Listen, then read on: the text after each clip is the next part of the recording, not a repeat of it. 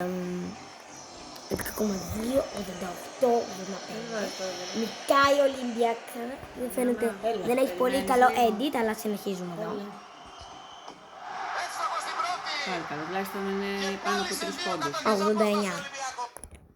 89. Κόλλησε και βέβαια, περιμένω. Θα Ξαναεπιστρέψαμε. έχουμε επίθεση αυτή.